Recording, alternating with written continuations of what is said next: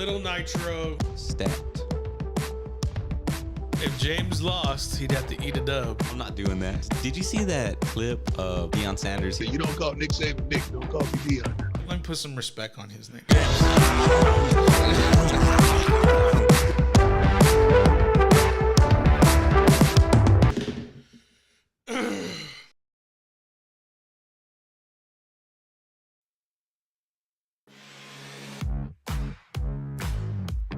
Welcome, ladies and gentlemen. It is the Paul Rodriguez Show. It is Monday. Gosh, guys, this month is flying by already. July 17th, 2023. Mini camps around the corner. The Jets are going to be reporting first. I think Cleveland as well. It's going to be a fun time at the Hall of Fame game in a couple of weeks, 2 weeks to be exact. The man behind the controls of this bad boy, producer James in the building. Shouting out Guardians. Okay, I see you. Got the memo. And the man, the DFW, always smiling, trying to be profiling, always with the camo. I do love it, man. You're looking good tonight. What is it, Wes? How you doing, brother? How are you this evening? I'm getting pumped, dude. I mean, to me, it kind of feels like another one of those like big holidays are coming up. Oh yeah. Like I don't get excited about Christmas. I don't get excited about Thanksgiving. But you start when these sports seasons start brewing up, man. That's when I get excited, and we're right there, man. We're right there. We can taste it. You know, you got 2 weeks until we have football on TV, man. With preseason football, all that kind of stuff. Next thing you know, we're gonna start off college football, then you're gonna start the NFL, man. And as much as I'm not too excited about my teams, right, that I have going this year, mm-hmm. but I'm excited about just that it's that smell in the air, man. You know, because you get that cool breeze in the air, and it's football season, man. It's something different. You get the turn of the leaves. It's just... What would you, Wes, if you could bottle up the smell of football? I know what it would be for me. What would it be for you?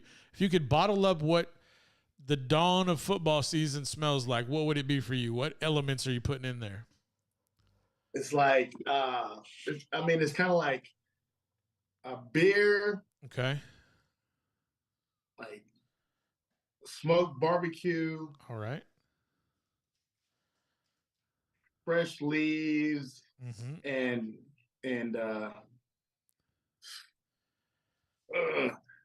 just pigskin. I think that's it. Maybe that's like just it. Okay. Yeah, I like that. Like, because that's just the way. I mean, no music. What kind of music? Well, no, do you have a song? Like, you can put in a song to it? What are you thinking about? No, I don't really have a song for it. But man, it's that awesome feeling, man, when it's, you know, it's not hot. And it's just like right temperature. Maybe, I got you. Maybe you use long sleeves or something like that. Yep. And then you're out there, you got that grilling going. You got a cold beer. You know, probably use a koozie because it might be that chilly. And you're hanging out with people. And man, dude, it's an exciting time of the year. Sounds like Wes is getting ready for a tailgate. That's what it sounds like to me. I'm just saying, I like it. I love it way more than summer, man. I can't do this on the beach and it just being hot and you just sweating and nah, dude, I can't do it. Nah, James, I'm not. You got something? Just what is it? What is it for you? What is it? What are the elements you putting into the smell of football season? It's got to be the barbecue. Okay. Got to be the cold beer. These guys are thinking with their guts. I got it. Smell of pigskin. All right. Yeah. Going outside on halftime. You know, we're chunking the football at halftime. You know. I see it. Yeah, man. Yeah. And as far as like what I would call it, if I were to market it, it would be called the Sunday Special. Sunday Special. Yeah. Okay. There you go. Look, James is marketing available there. Let's go ahead and welcome to the Sunday Special. For me, it's a little bit more different. It's more nostalgic. You got to go back to age 7. I mean, not age 7, but your age whenever you're in 7th grade, 8th grade. Early morning workouts. It's the smell of the dew on the fresh cut grass. It's cool, chilly. You know, it's still early. You're still kind of waking up. The sun's not quite up yet. There's a nice warm, comforting feeling and smell of the dew on the grass and walking out, and it's just a different kind of feeling. Then when that sun does hit you, it's a warming feeling that you know everything is just going to be fantastic. Those are the kind of elements for me. Just you're getting ready to go train, you're getting ready to go play, you're getting ready to enjoy the great coming of the football season. So for me, it's a little bit different. It's a little more nostalgic than food, but food is absolutely fantastic to mix into it all. Also, I don't know what I'd call mine. I don't know, nostalgia.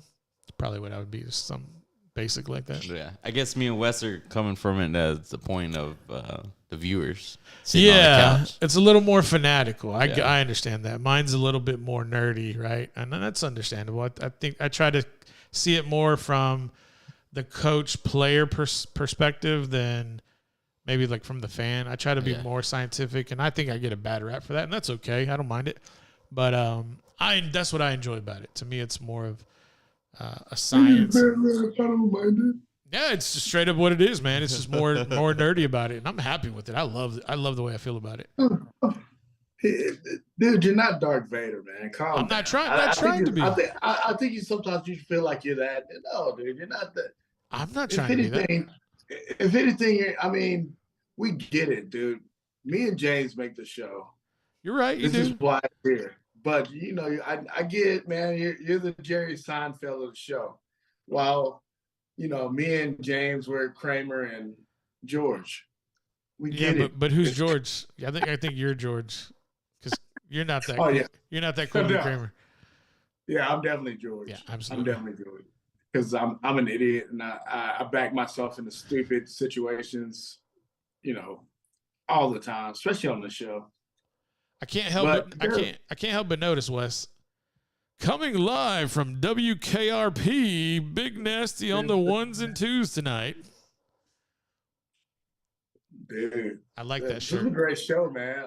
You know, a lot of people ain't gonna know about WKRP in Cincinnati, man.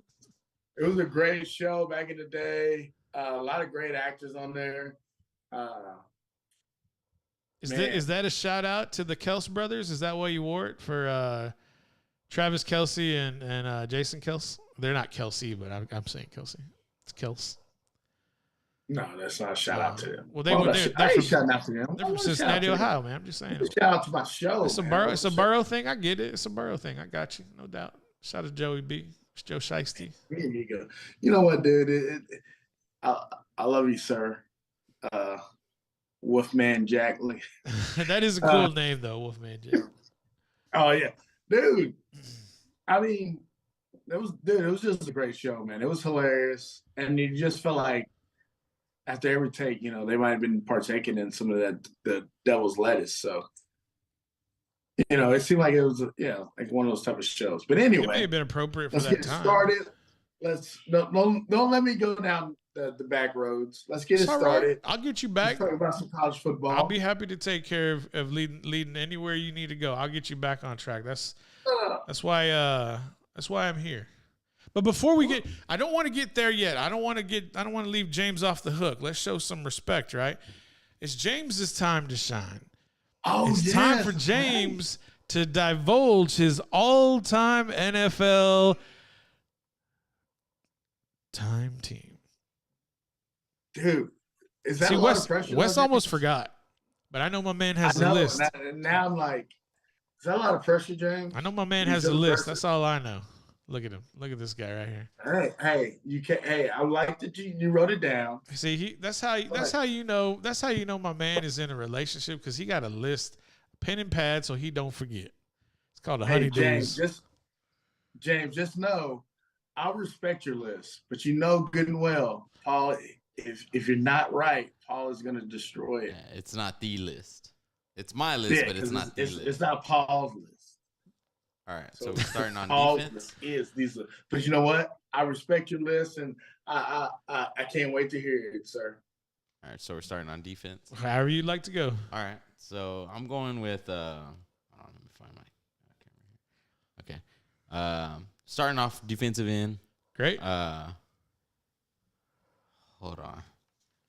Holla. Oh man, I left Austin. All right, I'm gonna read what I have. Okay, man. There's nothing wrong with that. Okay. Yeah, I think I left some stuff off. Did Paul make you nervous? Yeah, he did. Absolutely he's staring into my soul right now. We're starting off with defensive end Michael Strahan. Good pick. Okay. Good pick. Then we're moving on to Reggie White. Good pick. Okay. Good pick. Bruce Smith. It's a good pick. Nice. It's a good pick. Yeah. Okay. Then we're moving on to corners. Okay. And we're going with Richard Night Train Lane. That's a hard hitting DB. Deion Sanders. Yep. Ed Reed. Good pick. Troy Polamalu. Great pick. Linebackers, we're going with Junior Seau. Good pick. Lawrence Taylor. Good pick. And on the field, very, very, very great player. Amazing player. Off the field, I mean, he's a murderer, but whatever. We're going with Ray Lewis. That man was acquitted of the allegations. That's my opinion. That's right. The man was acquitted of the allegations. Okay. Hey, James, that's a great defense, man. That's a good team. I can't argue with any of those picks, man. That was a great pick. You did a good job. Thank you. You all right? You feeling all right? He's a little chatty today, isn't he? He's a little extra verbose today. I don't know what it is, Wes. You all right, brother? Dude, I'm always a nice guy, man. You know what? Stop. Has nothing to do with your attention to James today. So on offense, we're going with Jonathan Ogden. Great pick. Okay. Larry Little. Good pick. Jim Otto, right there in the middle. Great pick. Orlando Pace. Great pick. And Willie Rofe. Okay. Nice. Not going to argue with any of those. Okay. Running back, we're going Barry Sanders. Yeah, good pick. All right. Honestly, it was a toss-up with him and Adrian Peterson. Okay. I'm glad you went with Barry. Adrian in his prime, man. Hard to stop all day. Yeah. Tight end, we're going Tony Gonzalez. Tony G. For the wideouts, we're going Jerry Rice and Randy Moss. Great picks. And for my quarterback, I got to go Tom Brady. Tom Brady, the GOAT. So kick return, Devin Hester. Okay. Field goal, Vinatieri.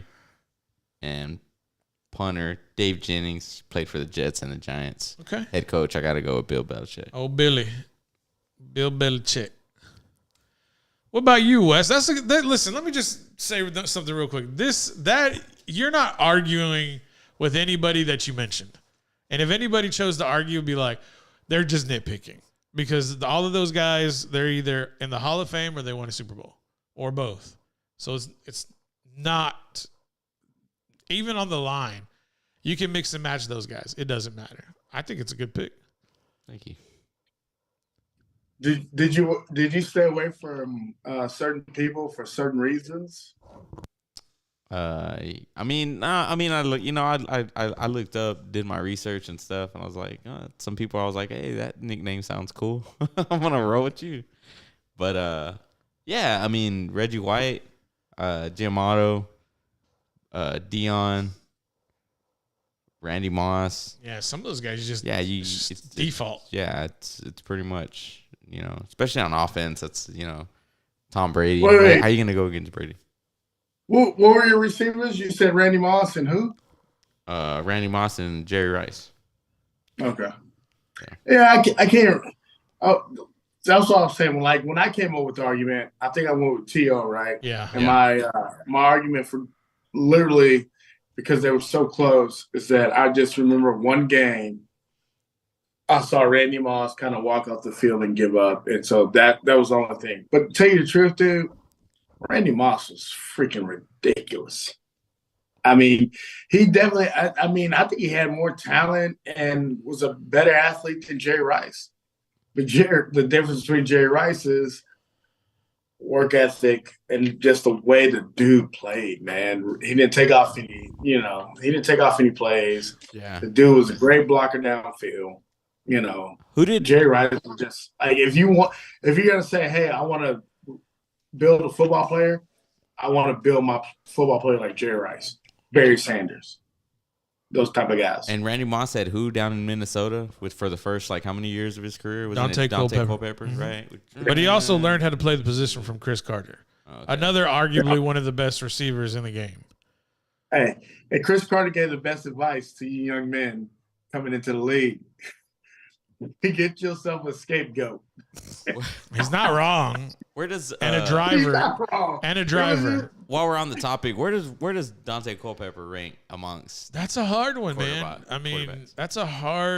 that's a hard comparison because there was a time in that era where black quarterbacks were like the thing. It was like the hot topic, right? Like when McNabb came in, and then when Dante came, and then it kind of fizzled out when Jamarcus came, right? That was when those big quarterbacks kind of failed. And I don't blame Jamarcus. If you watch the Pivot podcast, he gives a really good explanation of why the Raiders just nearly somewhat the way he describes it, allegedly sabotaging his career. And I was like, dang, they didn't have these things in place for you as a professional. And the more and more things you hear about, especially in today's world, if you go look at Josh Jacobs, him and then Saquon, especially in New York, you're like, these dudes are primarily 45% of their offense, and they're not even willing to offer them a multi-year deal. They're just going to franchise them for $10.09 million. Granted, that's a lot of money, but you might as well take away half of it because it's going to go to Texas. And if you're in New York, Saquon's really going to walk away with $3 million because of state taxes. So it's just the Raiders, great organization. They got great pieces around them. I think they got superstars all around the board. But when your ownership is like not putting structure in place, it's probably not going to be helpful for you. And then I think for getting back to your question, I would say Dante, in that era, I would say Dante's top 6, 7 quarterback in that era because he had great weapons around him. Good defense, great receivers. I'd probably say a solid line. And then if he needed to, he was going to get you a first down or maybe more with his feet. And I think that's when things just kind of started getting a little bit different. And then that was that evolution, right? So we had the first evolution was like, what would you say, Wes? Prototype 1, like, God, what's his name? Quarterback for the Eagles. And then he went on. I think he went on to play at, help me out. Donovan McNabb? No, not Donovan. The guy in the late 80s. Cobbs? No. Late 80s. Oh, jeez. Real You talking about Randall Cunningham? Yeah, Randall Cunningham. That was like prototype 1. And then I think prototype 2 comes in like with Mike Vick. And then that's when, and Mike Vick was like an anomaly, right? Because these quarterbacks, Dante, Donovan, they were more, I think they were just bigger guys, right? They're more like the Big Bens. They were more like, I don't want to say Phillip Rivers. I just want to say thicker quarterbacks, bigger quarterbacks, more husky guys. Yeah. He was, you had even the guy that just passed away too long ago. Steve McNair. Went to Kentucky. He was more like a Steve McNair. Big guys just, could grind it out. They wouldn't like just take off and run away from everybody like say a Vic and Randall Cunningham, but they were guys that they could take hits because they were big dudes. Yeah. They were about the size as most linebackers. They were maybe like a Cam Newton. Yeah, not as fast though. Cam Newton I think Cam Newton's arm was more, maybe a little bit more consistent than theirs. Yeah. But I think that Dante Culpepper, he had a lot of great things around him. Yeah, he did. He had a good back. Robert Smith. Yep. Yeah, that's right. And so then you got, Chris Carter and Randy Moss on the outsides. I can't remember the tight end. It wasn't Kyle Rudolph. No. Was it? No. But that's pretty good. And they had a decent line. And you basically did you could throw, one-on-one jump balls to Randy Moss all day. If there's no safety over there, and even sometimes if there's a safety over there, if you can get it more to Randy Moss's side, I mean, they literally have highlights. What is it called? Getting Moss. Because Right. who can go up and get a ball better than Randy Moss? So, like, I mean, that's a great advantage if you can throw a deep, high ball. Say, like, imagine if Warren Moon would have had Randy Moss. Yeah. Dude, Warren Moon. I mean, we saw it with Tom Brady. What happened with Tom Brady when he got Randy Moss? He Blew up. he broke records. So that's what Randy Moss brings to you is that he basically, if I'm a team, every 3 downs, one time I think I got to throw a jump ball to Randy Moss. Absolutely. So I'm looking up the stats for the year 2000, quarterback stats for 2000.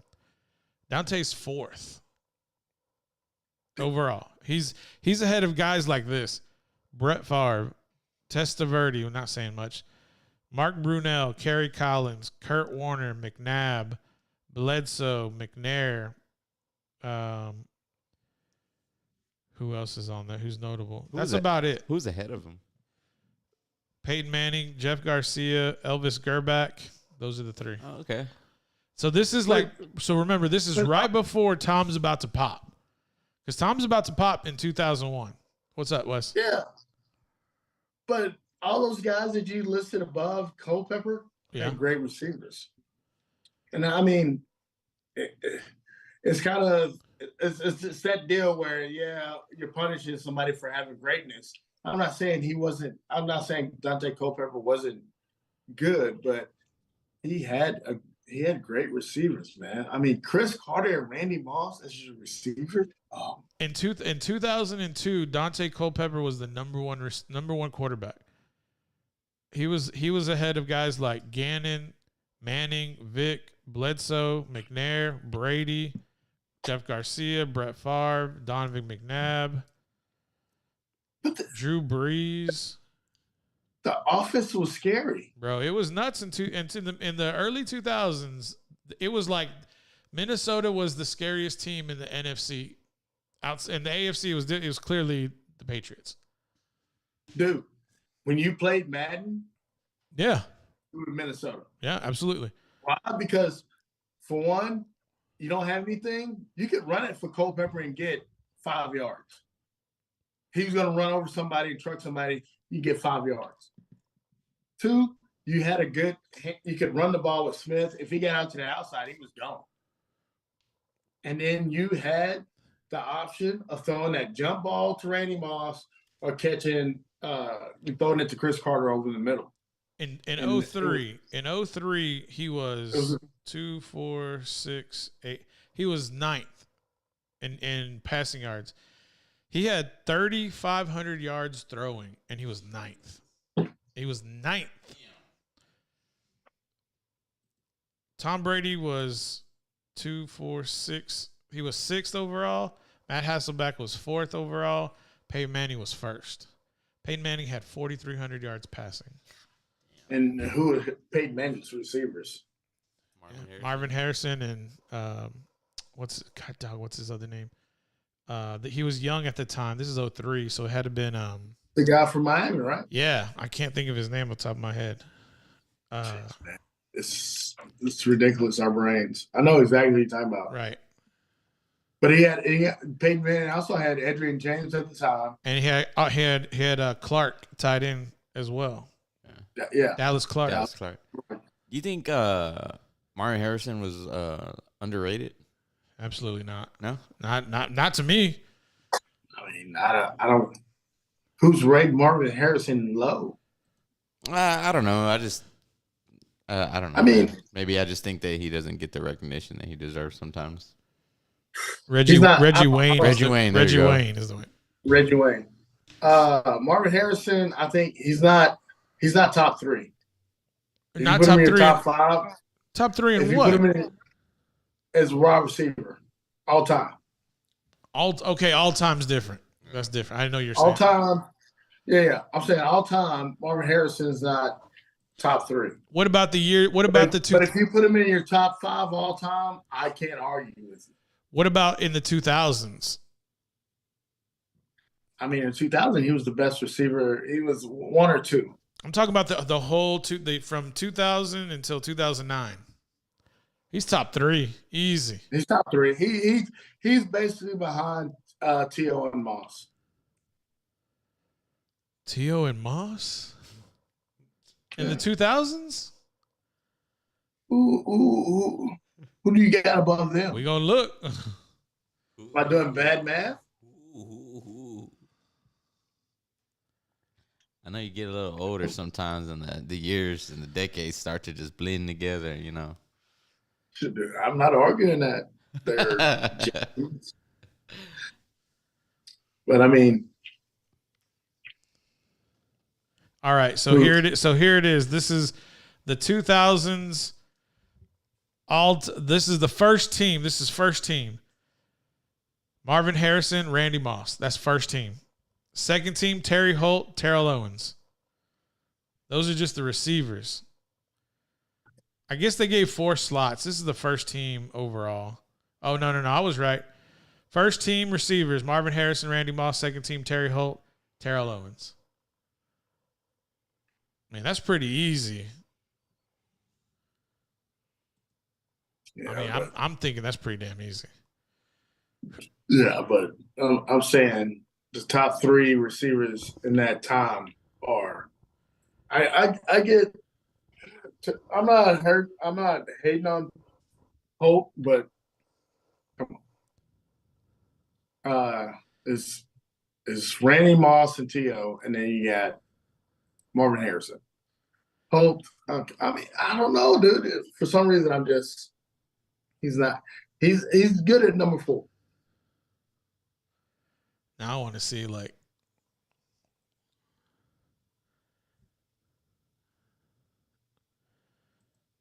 Rod Smith, Isaac Bruce, Ed McCaffrey, Joe Horn, Tim Brown. We're gonna leave out Tim Brown. But that was towards the end of Tim. Yeah, that's a good point. That was towards the end. Musa Muhammad, we're not going to take into consideration. Keyshawn, we're going to just leave Key out. I think Keyshawn also might have been towards the end. Jerry Rice, because Keyshawn, dude, Keyshawn is as good as he was. He wasn't that playmaker. So are we we got 2 minutes, 3 minutes. We'll just wrap this up. So we're saying in the 2000s that was a low period for the wide receiver position outside of 3 people. It was a lull.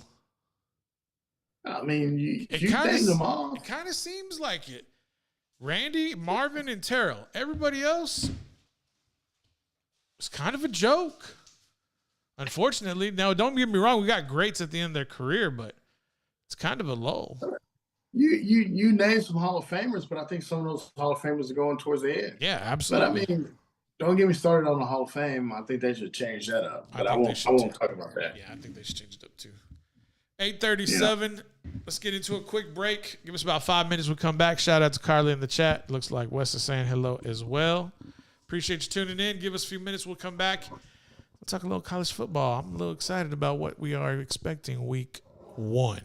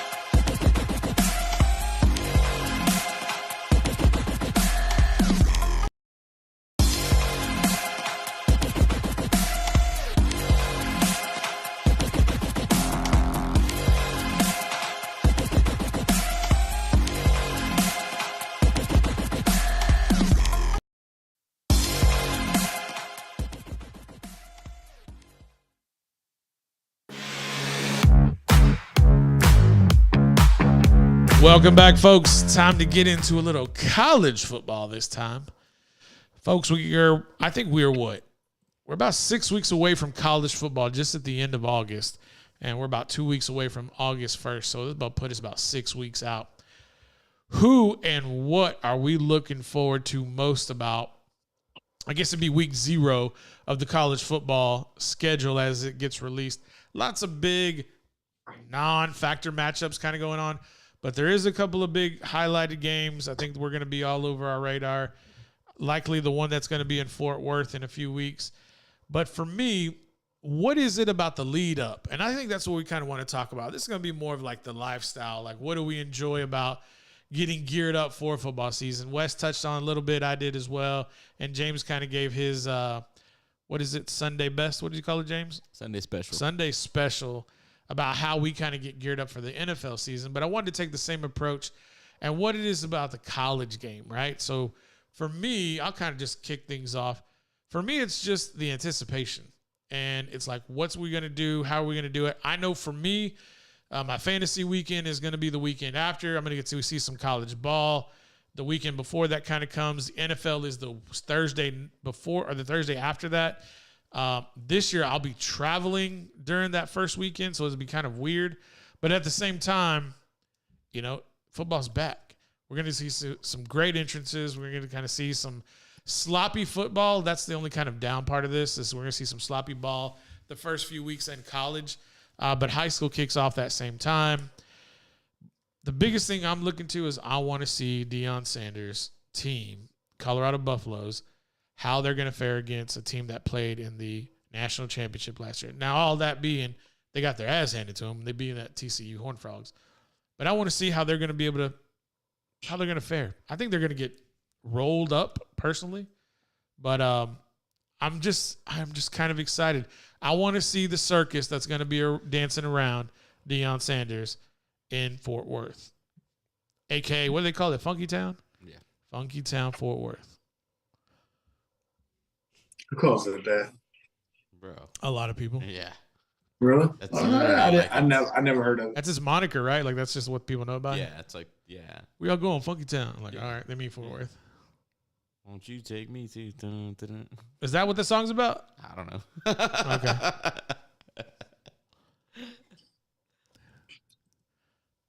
What's up, Wes? You good, bro? What's up?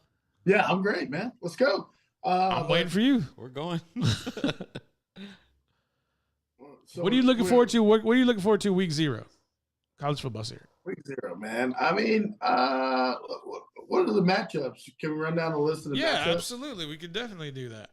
And I'll tell you what. I mean, it's sometimes it's tough having these that first week. I mean, you may get 3 games, All right. maybe. So here we go. Let's just kick it off. This is going to be Saturday the 26th, right? So Navy, Notre Dame, UT, Jayville State, UMass, New Mexico, Ohio, San Diego State, Hawaii, Vanderbilt, San Jose, USC. That could be interesting. Florida International at Louisiana Tech. And then Thursday, it's going to be Kent State, Central Florida, Rhode Island, Georgia State. St. Francis takes on Western Michigan. NC State versus UConn, Nebraska, Minnesota. That's going to be a good game. South Dakota, Missouri, Florida, Utah. That's going to be a good game. Arkansas, Pine Bluff versus Tulsa. NC-A&T versus UAB. Southern Utah taking on Arizona State, little Pac-12. And then Friday the 1st, Howard versus Eastern Michigan. Central Michigan versus Michigan State. Miami of Ohio takes on the U. Then Louisville, Georgia Tech. Missouri State versus Rock Chalk, Kansas. Stanford at Hawaii. And then we'll talk about Saturday, September 2nd in a minute because that's when things get really interesting. So week 0, man, we're talking about not a bunch of big matchups. I mean, there was a couple like Florida, Utah. That's kind of cool. That's a SEC matchup. Big 12, Pac-12, Pac-12 SEC. And then what was the other one that I saw there? Nebraska, Minnesota, a little Big 10 matchup. Yeah. I mean, you never know when you're gonna get some good football. But it's just gonna be great to have it back on TV. So I mean, yeah, you kind of maybe eyeball those games, but everybody's just gonna be excited to have football on. So hopefully, you get some good matchups between the guys that maybe have this a chance to shine. Maybe somebody shows up and has a big game against somebody, and somebody has throws for 500 yards and a bunch of touchdowns or something like that. You know what I'm saying? Yeah, that's probably going to happen. I got a question for you though about it. I got a question. Here's my question. Do we take it for granted? Do we take it for granted week 0? It's like we're so excited to have football back, and we're gonna be inundated, right? There's gonna probably be like 3 games on at a time, and we're gonna be like, oh, finally football's back. And I'm gonna take it for granted. I'll be like, this is the way it should be all the time, right? This is my expectation. I want to have football overload, and I want to be able to change the channel and there's a game, because I'm just gonna be curious, right? I kind of want it to be like how March Madness is. There's like 7 games going on, and I'm just flipping around, right? Surfing around, seeing which game is going to be good for me. Yeah, man, flipping around. I don't know. I just like the way it sounds. But yeah, I want it to be that wild. But at the same time, like, you're missing important information. Why? Because each game is vital. We only get, 13 weeks of college football? And then it's gone. Now, 13 weeks, you do the math, it's only like 4 months, right? 3 months, 4 months. A little over 3. A little over 3. And then we got college football, and it kind of extends and get mixed in with NFL. So it seems much more than it really is. But it's not long, guys. We're talking like 3-4 months. Yeah. And it's gone for 8. Yeah. So for me, I would ask myself, honestly, do you take it for granted when it comes back? Absolutely. And I just wanted to know what y'all thought, like how y'all felt about it. Because for me, it comes too fast, and it leaves even faster. I'm just saying, being real with it. James being 15 over here right now. It's all good. It comes real fast. I'm just saying. Yeah, before you know it, you're down to the Army-Navy game. Yeah, absolutely. It's like you're starting out week 0 with, talk to me you versus so-and-so state. And then the next week it's the Hall of Fame game with the Jets and Cleveland. Next thing you know, it's like, oh, there's no more football. Championship week's over in college football, and you're dealing with who's going to walk away with the military trophy.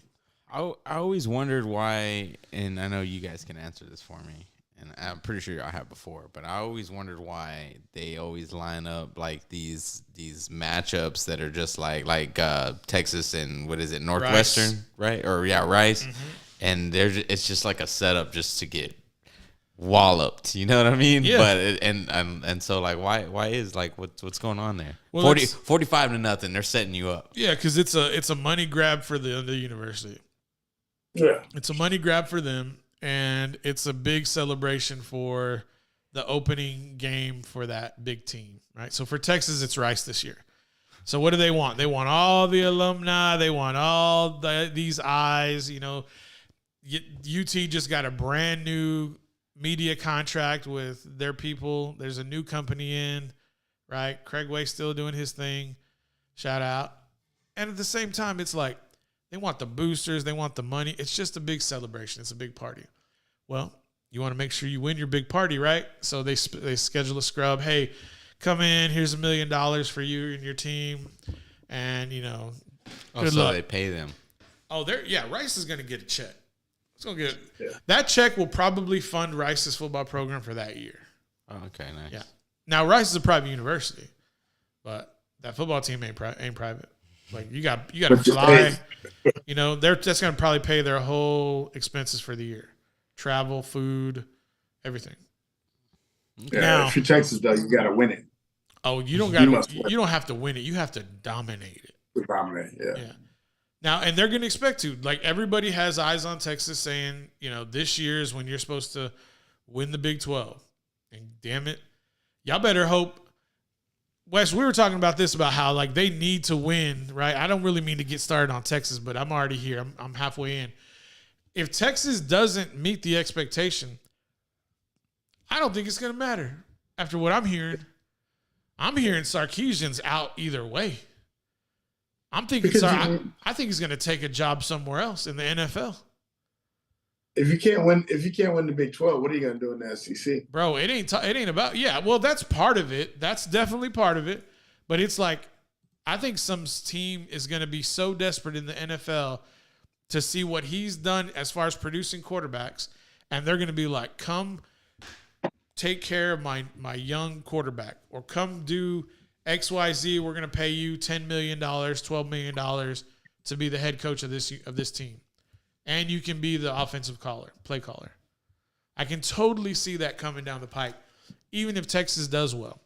And you better believe it. If Texas messes around and wins something big, like a big bowl, let's say they lose in the Natty. Let's say they win a playoff game and they lose in the Natty.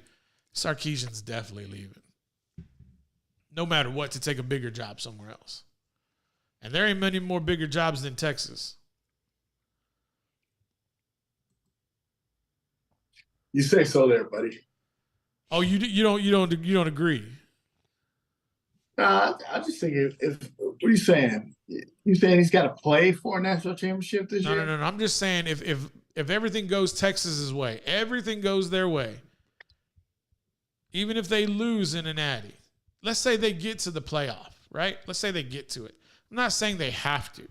I'm just saying fortune goes their way and they get there. See, Sarkisian's good as gone. Some NFL team is going to come in. Yes, I really believe it. It's going to be a team like the Chargers if they don't perform. You're telling me you're not going to go get Sarkisian and replace the guy you got now to go in and groom Justin Herbert to be one of the best young quarterbacks in the league? Nah, man. I think he should want to be around. He's got a chance to really do something. So I think if he wins the Big 12, I think he sticks around. That's all he's got to do. You're telling me that if an NFL job comes, he's not interested. That's what you're saying? No, I don't think so. Okay. I don't think he's for the NFL. That wasn't my question. My question was, if the NFL comes calling, he's not interested. He may be interested. Yes, of course you're gonna be interested. Why would not you be interested? But I'm just saying he's got to be smart and stay in college. I think at that point, if he can win the Big 12, if he can keep the job. Now, if he gets fired, yeah, go to the NFL. Peace. But why not take? You got a big shot like this. This could be something great. You never know. UT, if they can recruit just like SEC and get SEC talent, and this is supposed to be this great, coach. Why wouldn't you have this chance to do something great? You come into the SEC and you're gonna win right off the bat. That's a big move. That shuts up all those haters like me. I was about to ask, what are you did you grab Damon's cup for some reason? Because you've been real nice to the Longhorns right now, and I don't know what the hell's going on. Man, you know what, dude? I'm just saying, what? You hear a bunch of hype. Yes. And it's just, I'm done hearing the hype. Prove it. Yeah, absolutely. Prove it. To me, it's kind of like the Cowboys. It's like, I'm tired of hearing the hype. Do something. But you keep bringing up the Cowboys. That's the example. I don't want to talk about them. You don't want to talk about Dallas? You want to talk about Tony signing his tender? Did he sign? Yeah, he signed his tender. He's there. Oh, okay. Yeah, he signed a 1-year franchise tag. That's what he signed. Okay. Yeah. They said they're not going to. No. Would you sign anybody long term as a running back? No. There's a couple that I would, but Tony's probably not one of them. No. Tony's not one of them. Saquon Barkley, yes. Josh Jacobs, yes. Christian McCaffrey, yes. That's about it. That's maybe, yeah, that's probably about it. If that was me, that's just me.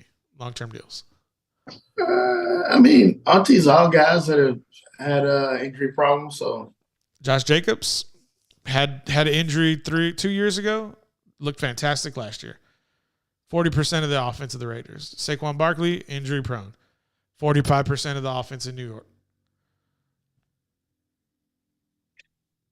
So I'm just saying. I mean, I don't know, dude. I'm not giving anybody a long-term deal as a running back. It's just too risky. So you just go. So if you were a GM, you're just going straight. You would find him in the draft, free agency. I mean, I think you have to put a lot of incentives in there or whatever, but giving a running back more than 2 years, man, that's, to me right now, the way the league is going, it's risky. But I feel that the way it should go is that they should put in a lot of incentives. So if you get to this point, you play this many games, you know what? We do an automatic extension to, however many years. But I just think, dude, the life of a running back, man, is so short. So short. It's probably like, I think somebody said the prime age for a running back is like 23 years old now. It's like that's the prime. And it's like you're old if you're 26. And I'm just like, I don't know if I buy that. For the masses, yes, but there's going to be outliers. And I'm like, well, let's just go find the outliers. Yeah, I don't know why it's changed. It seemed like that, in our era of football that, we claim to be in, running backs were used more. So now we're claiming that running backs are, used less. They're catching the ball out of the backfield, but it seems like the life is shorter. I don't know if it's the collisions or maybe it's the collisions on picking up all those pass rushes. Those are rough. I think it's just the play callers. I think today we live in a pass. We're like in a pass hungry league. It's not only like pass heavy anymore. It's like it's pass hungry, and that's why you see so many running backs being able to catch out of the backfield. And at the same time, it's like, yeah, that makes a whole lot of sense. Why wouldn't you want to throw to your running back the majority of the time? They're going to be a cheaper option, right? So at the same time, you kind of want it. For me, it's like there's going to come along a team. And I think it's going to be, and I hate to say it this way, but it's going to be teams like Green Bay. It's going to be teams like Dallas. It's going to be teams like San Francisco. They're going to get a fullback, and they're going to run down your throat. And it's going to get in vogue, right? It's going to be run-heavy teams. We're going to run the ball. We're going to do play action. Run the ball, play action. Run the ball, play action. And it's going to work as long as you have a solid defense behind them. And who has that? Dallas has a great defense. Green Bay has a good defense. San Francisco has a fantastic defense. Who's the other team that runs the ball and does play action and has a great defense? Oh, yeah, that's the Philadelphia Eagles in the NFC. The AFC team, that man Patrick out in Kansas City, they just do things differently because he's a different kind of human.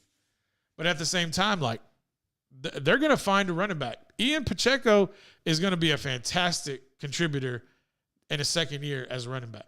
When Clyde Edwards-Helaire has run he's used all of his tread on his tire. And what does Pacheco do? He's got speed. He ain't Tyreek, but the dude can burn, and he's powering between the tackles, and he ain't scared to hit the hole.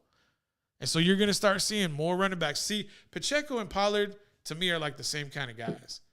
They're big enough, they're really fast, and they ain't scared to hit in between the tackles. But they're light. They're thinner guys, right? So what are you worried about? Injury.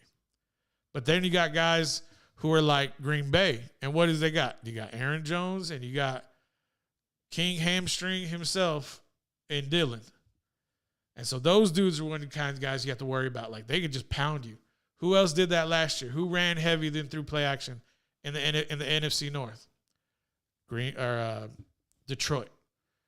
And that's what's going to happen. You're going to get teams who are tough, and then you're going to get teams who are more finesse, like Dallas. And in the end, who wins? The teams that are tough. The teams that are tough, absolutely. So we'll see. We'll see how things go. But what did Detroit do with Williams? With Jamal? Where did he go? He had to go to the Saints. And they're thinking the same thing you're thinking, Wes, is like, we used up. Jamal went from Green Bay, then he went to Detroit, and then now he's in New Orleans. Because nobody knows what the hell's going to go on with Kamara. Well, I mean, but Nobody's gonna really. I mean, they're gonna limit touches to all these guys. Nobody. The days of the running back touching it 40, 50 times, that's long gone. I think, really, truthfully, you want to have a backfield where the guy doesn't. Your main guy touches it 20 to 25 times. See what I'm saying? Josh Jacobs. Because they want them fresh. They Josh want them Jacobs. fresh. You know, that's what they feel like. They want them fresh. They don't want guys that are just where you're just gonna pound it. You're gonna do that. And I don't think a lot of guys want to do that. I mean, if you look at like the Derrick Henrys, I don't think guys want to. I think they feel like they have to change it now where they can last longer. I mean, you even see it in baseball with the Rangers with Chapman. He's got, I guess, a deal now says he only has to pitch one inning. So maybe guys have put it in their contract now so they can last longer. Hey, I don't want to carry the ball, touch the ball 40 to 50 times a game. You know, we stay about 20, 25 times a game. So you got to get somebody that can stay at my level and switch it up. Interesting. I don't know. I think there's going to be a team that's going to come out and they are going to run it. They may do it with two backs where one back's going to carry 20, the other one's going to carry 20. But I think there's going to be a team that's going to come out running 50 times a game. I really believe that. No. I believe that too. But like you said, I think they're going to split it up. Yeah. You're not going to have somebody come in and take a huge load because they want that. I think they're seeing, running backs are seeing that if you try to go out there, you try to be that back where you're taking it that, you know, running a whole bunch. A lot of these teams aren't giving you a lot of money on the back end when you're like, when you're ready for money, because they were like, oh man, you taking a beating already. So we can't give you that much money. Do we see running backs who are going to get, like, I think Bijan is going to be the perfect example. Do we see in 2 years where Bijan, let's say Bijan's the leading rusher in year 2, and he's the top back, right? He's the top running back.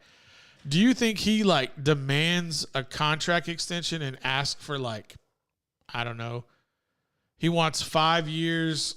He wants 5 years, $85 million, 65 guaranteed. Well, you know what? I think a good scenario for him is, you know, Texans aren't going to be worth a damn this year anyway with him. Who? But the Texans. Wait. You mean the Falcons? The Falcons. I thought, yeah. They're not gonna be, I don't think the Falcons are going to be that good with him. Mm-hmm. So, you know, yeah, you play him or whatever, but make sure this year that you don't overplay this kid because you're not going to win anything. So there's no reason to put him out there and just let him get beat up to be, you know, third place in the freaking NFC South. You know what I'm saying? Right. And then you're in a position to get another back next year. Am I right? Am I wrong? Not next year, but in 2 years, yeah. I don't know, man. You could get a good back next year. You thinking the Falcons are going to be that high? Yeah, because like I'm saying, they're not very good. What do you think? What are the Falcons going to do? You think the Falcons are a playoff team? Are you asking me? Do I think they can win the NFC South? Yeah, I do. Really? Yeah. Who's in the NFC South? Saints ain't doing nothing. Tampa Bay's not doing nothing. What's Carolina going to do? They got the bro, for real? 5'9", Bryce Young, 195 pounds. Is that what you're telling me? All right. So obviously this is a bad division. This is a bad division. Yeah. So maybe by fault they can win that division by fault, but they're still not going to get that great of a pick. Yeah, that's my point. Right. I agree with you. But you can still get a good back late in that. Like you can still. Do they not have a first round pick? I guess that's what I'm asking. We can find that out. Let me see real quick. If they got 2024. if they got a second round pick, they could probably still get a good back.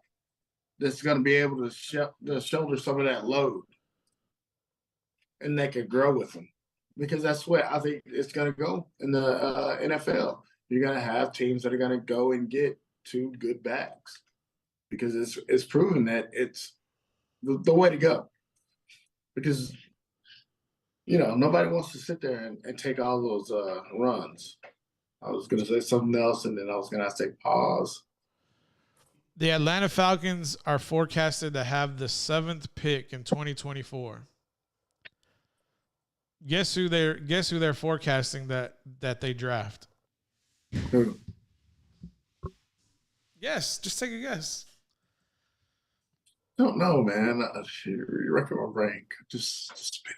Quarterback from the University of Texas, Quinn Ewers, is being forecasted in a way too early vote, in a way too early pick. That's not gonna happen. Okay, it's not. I mean, this dude would have to have an amazing season for that to happen. Could it happen? Could it? Not will it, but could it happen? Of course. Now that you hear that? You hear that? You hear that? I'm just saying. Smells like I could hit the lottery. I could. Yeah, this kid has a better chance. This kid already hit the lottery. Number one, a couple times. Dude, come on, dude. Be serious. You don't think Quinn Ewers is going to be a top 10 draft pick? We went on so many different rants. Oh yes, overall. Come on, bro. Quinn Ewers, 2 years in Steve Sarkisian's system. That's what you're telling me. Steve Sarkisian. You've seen something that I haven't seen then, because I haven't seen much. He was just saying earlier that he needs to stay in Texas to develop and all that stuff, and something magical could happen, right? That's what I heard earlier? I think he was talking about Bijan, but that's different. Oh, okay. Yeah, he was talking about Bijan. I just don't know where he's at sometimes. Tua, where was Tua drafted? You saying he's as good as Tua? Bro. I think he's better than Tua. I haven't seen it. Did you see Tua last year on the ground? You were the one advocating that Tua needed to retire. Because of concussions. I didn't say he played bad. Sure. He played bad enough to be concussed. Oh, dude, stop that. Tua was drafted in the first round with the 5th overall pick. You're telling me Quinn Ewers can't be top 10? No. Not right. Right now. Not right. He's got to do something. Oh, man, I'm crying. Because of this, what you're telling me is such... Oh, yeah. Misty eyes. Dude, you're killing me. Tua Tagovailoa was 6'1". They're saying he's 225 now. Yeah, he may be 225 today, but he wasn't 225 last year. He's more like 205. And what's Quinn? Quinn Ewers is 6'2", 195. All right, we're gonna see. All right, I'm just saying, what was Tua doing in college football at winning national championships? All right. And who was his offense coordinator? But who was his offense coordinator? But who was his offensive coordinator? It doesn't matter. Has he done it? Steve Sarkisian. I know we know it's the same offensive coordinator. Has he done it? Was he on the field to win in the first 3 weeks? Nope. Well, you also you got to be on the field to win. So I mean, so I'm saying, can he be on the field to win? He's got to do it. What's the best ability, Wes? I'm just saying you can't put him automatically a better than Tua when he hasn't done anything. What's the best ability, Wes? To be on the field. Availability, absolutely right. To be on the field. I blame Tua for his line, Carla, just so you know. I blame him. It's because I don't like him, to be honest with you. He's learned how to fall. He's learned how to get. God, I tackled. hope for his own health. I hope so. For his own health, I hope so. They're teaching him how to get tackled. I didn't know yet. I mean, have you ever been taught how to get tackled? Nope, I tackled people. I didn't have to get tackled. I've been blindsided though. I've been blindsided. Absolutely. Yeah, no, I've been blindsided too. I mean, I've been blindsided in basketball, landed on my head a couple of I don't times. know how. That explains a lot, right? But I'm just saying, when have you ever heard anything about, hey, we're going to teach you how to fall, how to tackle, or how to get tackled when you play the sport? I don't think anybody does that. So, well, when you play at Alabama, you usually don't have to get put on the ground. Just probably saying. Yeah, I just think it's a big risk for him to come back out and play. All right, guys, let's take a quick break. 9:15. Let's get 5 minutes. We'll come back, get off the rails a little bit, and then we'll get out of here. We'll put a bow on it and get out. Appreciate y'all tuning in.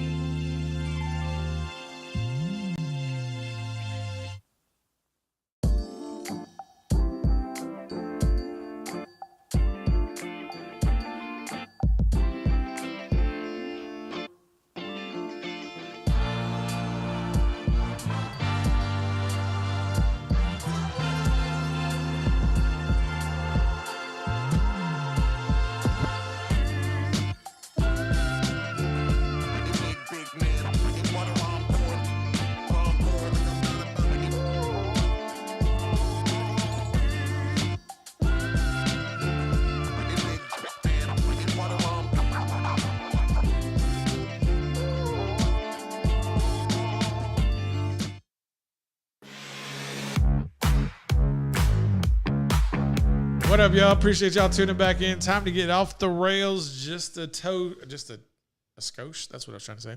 Just a skosh. Wes, what's a skosh? I mean, it's like just a tidbit. See, I knew my man would know. My guy. I know those are the circles he runs in. He would know the answer to that. Wes, what's up, man? You getting off the rails tonight, or are you already there? Yeah, I'm always off the rails with you, but I can't see. I can't see you right now, so. You can't see me? Okay. I mean, I see that we're talking on the. Oh, there you go. Hey, so. Not much, man. Just with my hat off. Just doing a show. Smokey and the Bandit. Yeah, you know it, bro. Don't get me started. We know how much I love Smoking the Bandit. Target special. What's a cherry top? Swing down a cherry top. Yep. Let me ride. Swing down, sweet shit. I don't know. What is it? I'm just asking. I don't know. I'm asking. Cherry top? Show enough. Where'd you get that from? Just made it up. Popped in my brain. Had to be something related to Smokey and the Bandit since right after I mentioned your hat. What's a bubblegum machine? You asked about it. Oh, bubblegum machine. That's a cop. Yeah. Hey, but you were referring to the song, Wes, right? Swing down, sweet cherry. Yes, let me The ride. cop. Yeah. So. Yeah. See, I was trying to get you to put them together, but I know that he's talking about the original song. I'm talking about the other one that was done by a Houston artist, Mr. 3-4. Swing down, sweet cherry. Yes, let me ride. Coming down slow on that down south side. see, Wes, you didn't know I was a aficionado like that. Kind of keep that real quiet. Know why? Just do. Wes isn't into much of the Houston hip hop. No, he's not. That's why I know that we weren't talking about the same thing, but we were. You were, but you were not. Yeah. Whoa. Whoa, Scarface. what? Scarface, I think, is top 5 all time. Absolutely. Mr. Scarface. Where does he live though? Where does Scarface live? And steals all his rocks, pulls out the gun and shoots down all the fiends. And Mr. Scarface went up the block again. All right.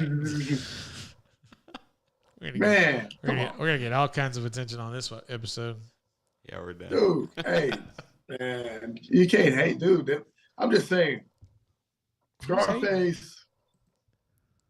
I mean, he put Texas on the map first, Easily. and then you had UGK, Absolutely. and then you go into your DJ Screw. Even though I'm not the biggest fan of DJ Screw, I know people hate me for that. It's because y'all are like the same age, right? DJ Screw.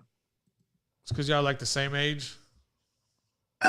No, it's just it's the slowness of it.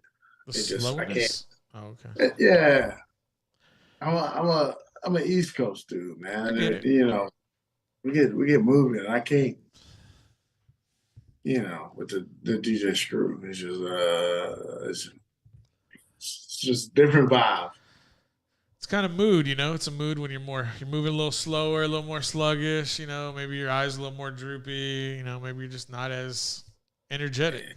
There you go, dude. I know what you're trying to say. Just that's not what I'm talking it just means about. you're in a good mood. That's it. Just you're in a good state of mind. This guy. Anyway, my eyes are always like that. What are you talking about? This guy. What does this guy have to do with anything? always just like pecking at me, man. All right. You know what? I'm gonna take the high road. I'm just gonna go. I know you love taking the high road. I know you wouldn't have it any other way. I always have to. Totally understandable. I mean, just make sure when that overpass you come down real slow and be careful coming down. He's a fool. So, y'all watching anything new out there right now? Yep. I'm watching Glorious Bastards on Saturday. That was new to you? No. That was new. Oh, well, No. yeah, I okay. just watched it. I don't say, damn. Oh, that's a bingo. You still liking quarterbacks? I haven't seen it yet. I'm waiting to. I'm gonna watch Hard Knocks, and then I go because it comes out weekly, and it's a pain in my rear end. And then I'm gonna binge quarterbacks. You're the one that brought up quarterbacks. You Yes. haven't watched it yet? No, I don't. I like to wait for some reason. It's just because I'm odd. I'll wait, and then like right when there's a couple of days like just that are just so. And I know that's why they dropped it when they did, was so that you could binge it now. There's nothing going on, and then when Hard Knocks comes out the week before the Hall of Fame game, you'll have something back-to-back weekends. I get it. Dude. You're the one that brought it up. Absolutely. You're like, I'm gonna watch it. Watch out, Hard Knocks. And you haven't even watched it yet. I don't want to ruin my experience. I want to gauge it when Hard Knocks ends, and then I'm gonna binge quarterbacks, see who did it better. You are so ridiculous. So, But I watched a little bit of it. I don't think I'm gonna enjoy it. no, okay. Nah, I don't think I'll finish it because it's to me it's kind of like it's kind of bragging. Well, they're And I'm like, quarterbacks. I So don't hear now, about so it sounds like Wes has already fallen out of love with Yeah. Kirk Cousins. He's fallen out of love with him now. A week ago, he was all pro Kirk Cousins and put some respect on his name and, gaslighting him. What is it now? Hey, dude, what I think about Kirk Cousins on the field, I don't need to really know about him off the field. Why it you just, should? it just ain't that it's just not that interesting to me. He's not interesting on the field either. Dude, man. James, reach over and slap Paul. Come on, bro. Only your arms are long enough to do that. Why do you disrespect Kirk Cousins? Because he doesn't Don't garner. put He respect on doesn't. that He doesn't man. garner my respect. Who would Kirk Cousins be if he didn't have Dak Prescott and Kirk Cousins wouldn't be in the league if this was about their performance. They Dude, would. They would I not have a be in the NFL. if he didn't have I mean- Jefferson, where would Kirk Cousins? In the USFL, he would be in the USFL or the XFL easily. Where If Dak Prescott doesn't have Ezekiel Elliott and doesn't have Dez Bryant his first years, Dak's in the XFL, USFL right now. What is so funny? It's the truth. Which one? The XFL or the USFL? Probably it depends on. I would say he would probably be the USFL. Which one? Okay. Yeah. XFL, that's Absolutely. pretty low, man.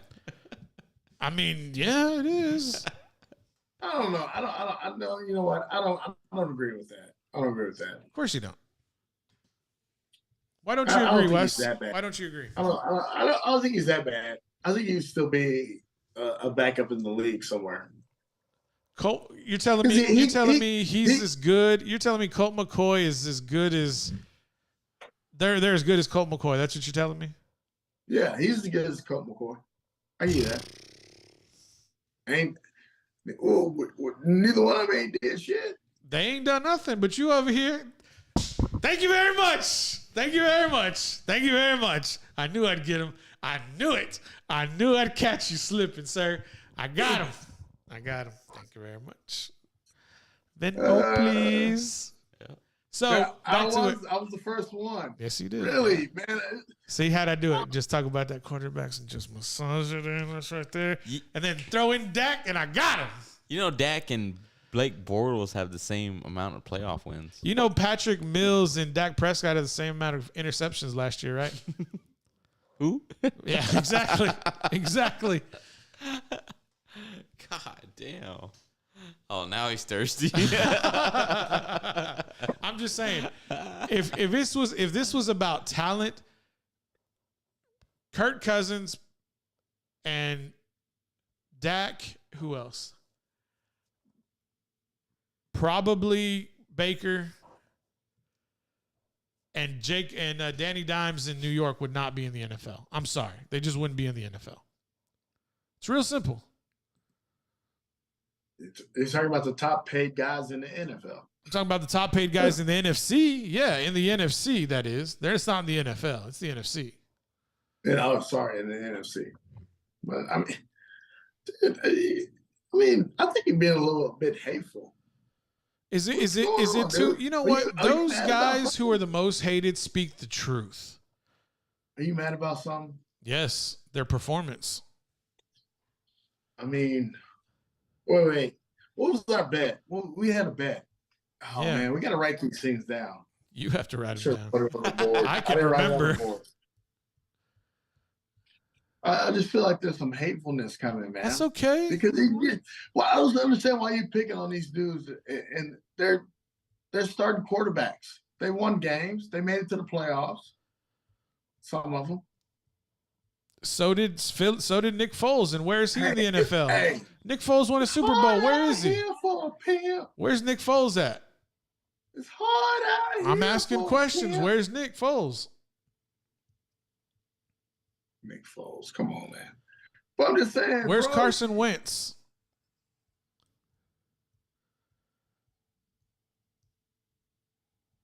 Well, you know, man. Sometimes, dude, Sometimes I make too much sense, and you just ain't got nothing to say about it. You're just.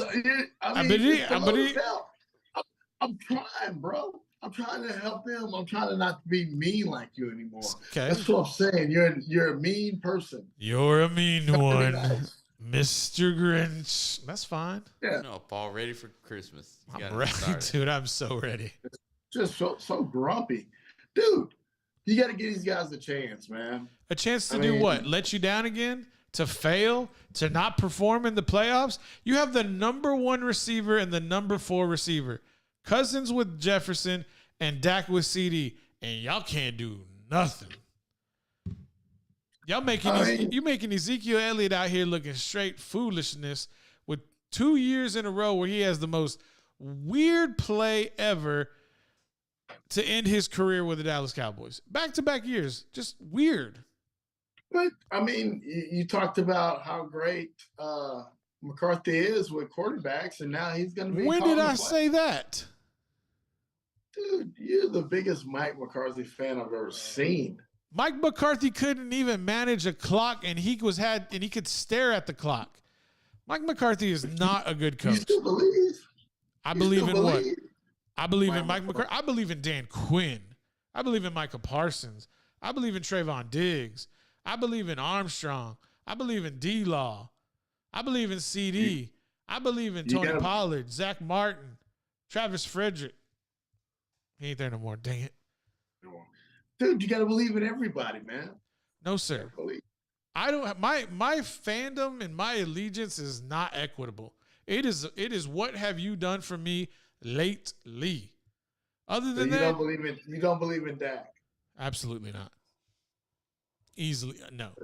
Everybody's out He here. was- Dak is a top 9 quarterback in the NFL. On whose list?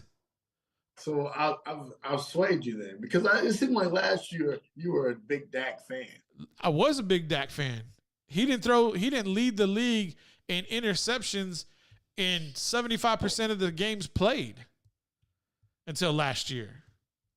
Hey, would you take Justin Fields over Dak? Absolutely. Today. You're insane. Today. Did You're you see insane. the way he played against that defense? Against that Dallas defense, did you see the way he played? Look at Carla. He trying to go after your heart now. I get it. I see what you're doing. Absolutely, hands down. You want to know who else I take? Who? I take Jordan Love right now. Not knowing a damn thing. Sight unseen. I take Jordan Love right now. You're insane. Take Jordan Love right now. Nah. Mark my words. I take Jordan Love right now. No, both of those guys make you worse. I think Jordan Love's gonna surprise him. Dak- I think y'all better get your popcorn ready in Green Bay. That's all I gotta say. I think he's gonna surprise. I've been him. watching some tape. Just saying, you got some really good receivers, and you got 2 really damn good backs. You got an all-pro offensive line, and Bakhtiari is healthy and gonna play. And that defense ain't nothing to mess with. Wyatt coming back in the second year is gonna be an impact on defensive line. Just gonna say it right there. Hey, I hope they do great. I hope they win that division. They're gonna be second in the division. Detroit's gonna have a lot of humble pie. Well, everybody wants Detroit to win that division. Not I mean, I everybody. think not everybody. Not everybody. I think I don't know, man. I think people are rooting for Detroit to win the Super Bowl this year. Like, I would love Why? for Because the Detroit. draft is in I- Detroit. I think everybody's just excited about the coach and everything, dude. After their hard knocks, everybody fell in love with Campbell. Campbell, isn't it? You know, so everybody's just a big fan of Hey the man, Lions. and They're like rooting for you them. always say this about teams in Ohio and Michigan is right next to Ohio. Detroit's gonna Detroit. They Detroited when they had Barry. They Detroited when they had Megatron and Stafford, and they're gonna Detroit now with Dan Campbell. Mark my words. Detroit will Detroit. Rude. You I'm know, just saying I'm rooting for them. you know who's I'm rooting y'all for know who's win that division. That division is gonna be owned by Jay Fields and company. Really? Talking about somebody that's going to do what they do. I mean, I think the Bears are going to Bears. You know, I mean,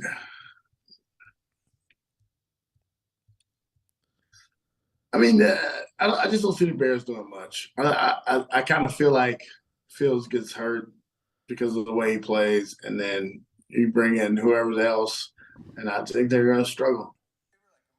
Dude, I'm telling you, Detroit's going to win that division. All right, But, write this down on your little whiteboard so you can remember. Here we go. I'm taking Chicago.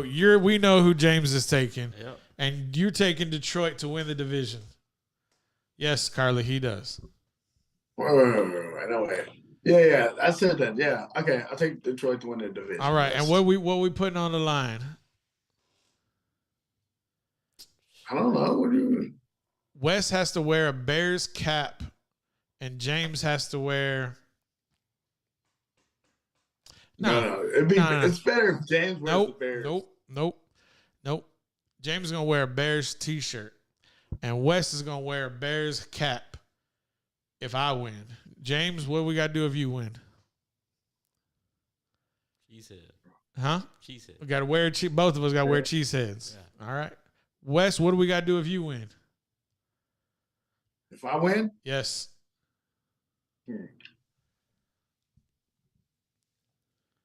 I mean, dang. Not gonna happen.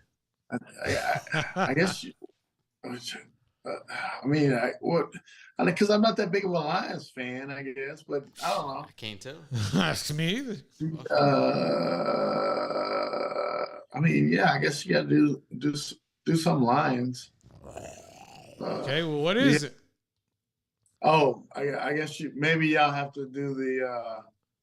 No, man. I was gonna say do the 2-man Taylor Grunt. He's a big Lions fan on Home Improvement back in the day. Oh, okay. That's not bad. That's not a bad thing. I gotta look that up to verify. Okay. He's a big Detroit fan.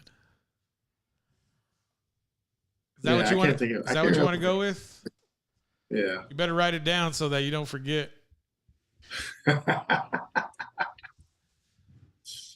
Ain't nobody laughing. I think everybody in agreement. Yeah. We have a witness in the chat. Bet. He said it, ladies and gentlemen.